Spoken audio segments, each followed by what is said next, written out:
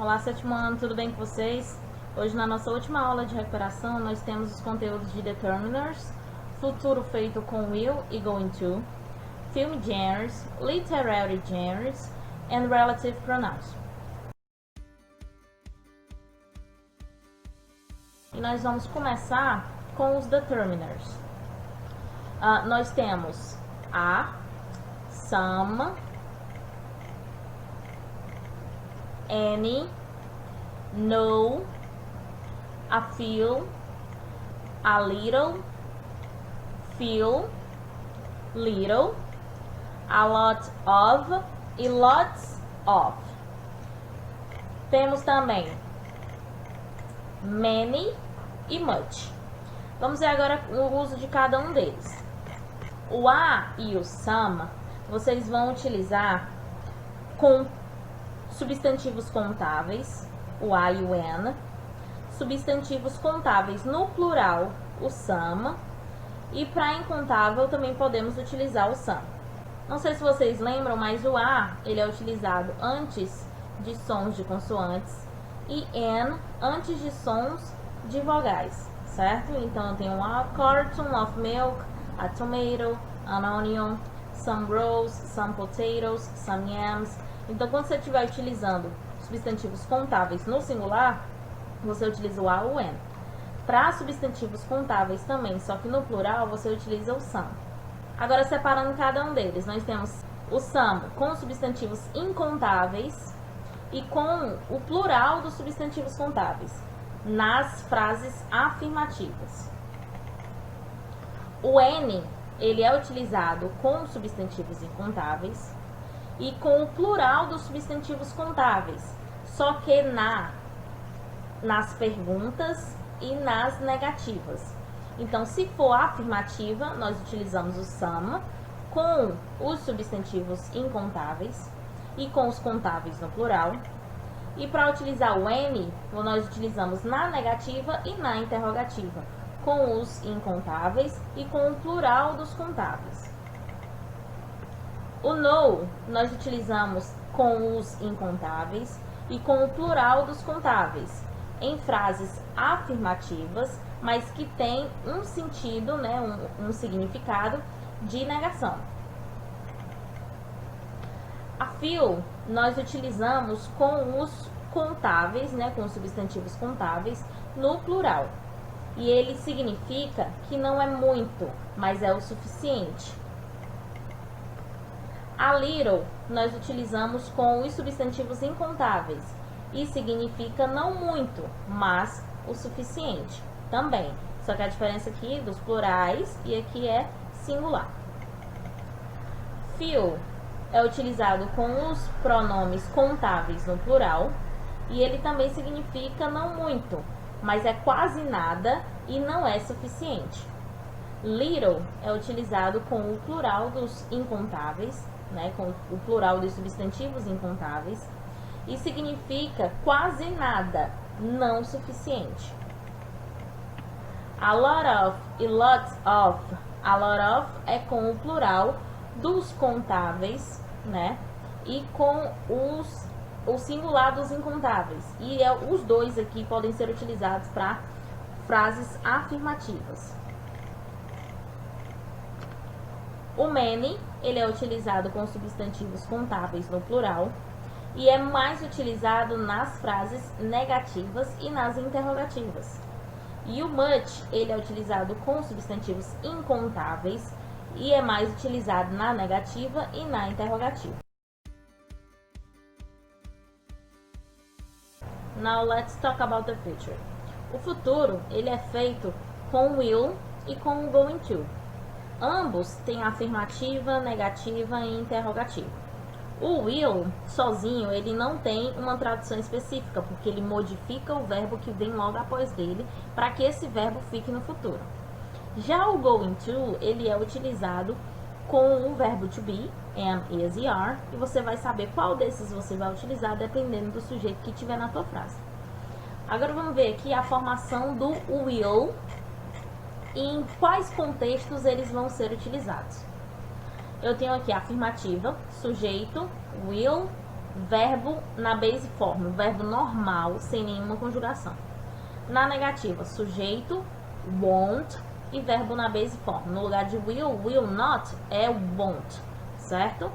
E nas interrogativas a gente faz a mudança como a gente sempre faz. Primeiro vai ser segundo, segundo vai ser primeiro. Will, primeiro, depois o sujeito e o verbo na base form. E não esquecendo de colocar a interrogação para indicar essa pergunta. Ele é utilizado para fazer deduções, né? Para falar coisas que eu acho e que eu sei sobre o futuro.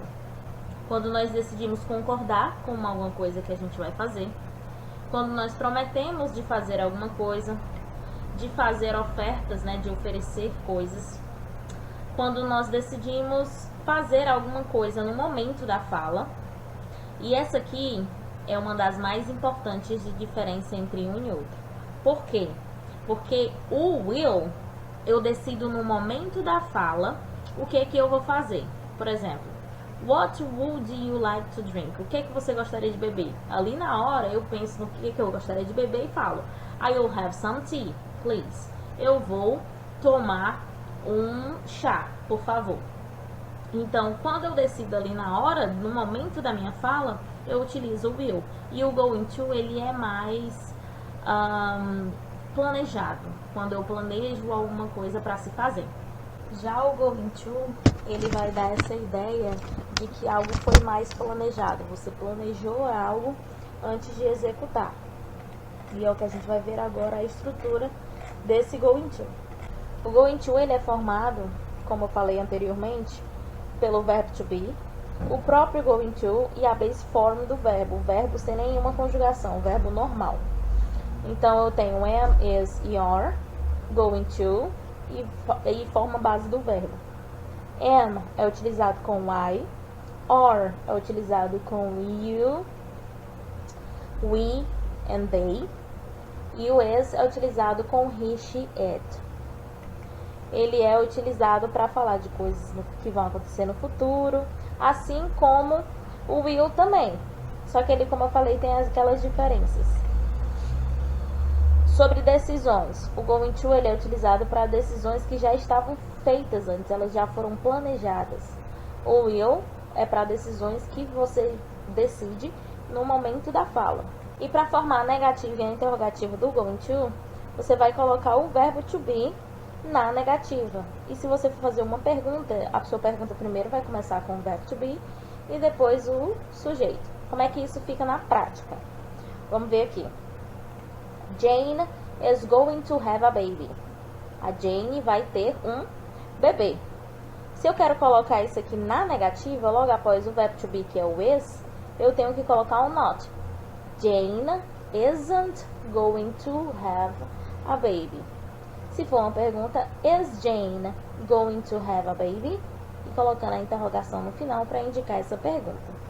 Então, só um resuminho para vocês.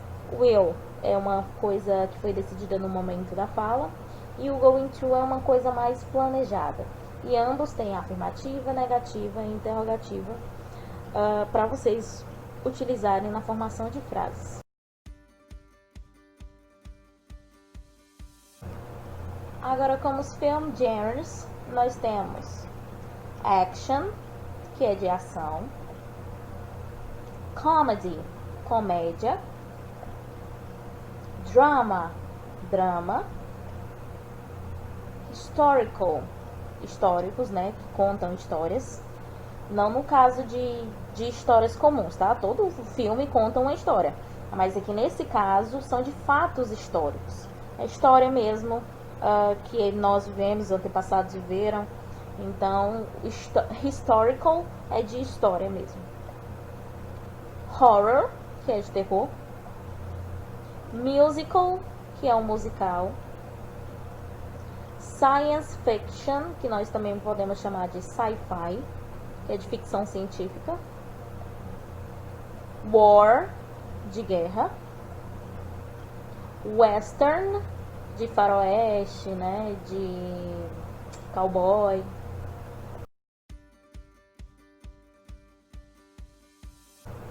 Agora os relative pronouns, que são os pronomes relativos.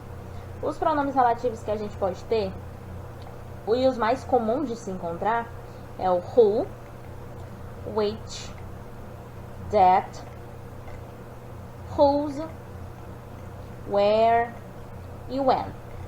Cada um deles em qual contexto vai ser inserido. Nós temos who, que ele who é quem, e ele é utilizado para pessoas. Which também é o qual, o que, só que ele é utilizado para coisas. That, ele é utilizado para os dois, tanto para pessoas como para coisas. O whose, ele é mostrado para indicar possessão, né? Quando algo pertence a alguém.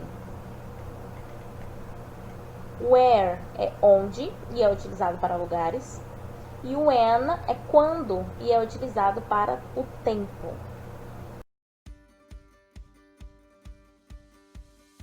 Agora nós temos os literary genres and subgenres. O que significa?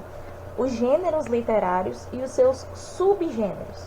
Aqui nós temos fantasy, science fiction and mystery. Fantasia, ficção científica e mistério. Esses três, eles fazem parte da categoria fiction, que é ficção. No 2, nós temos autobiography, biography and informational.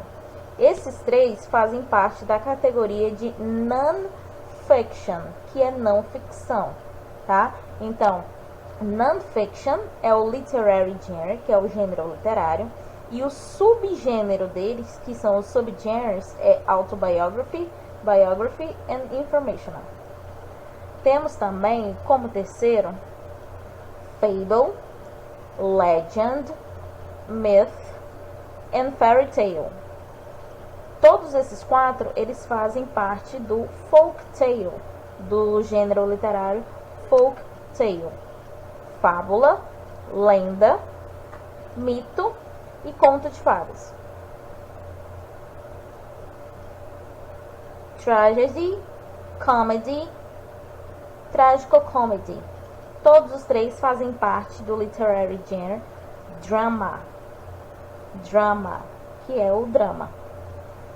Number 5 is sonnet, ballad and haiku.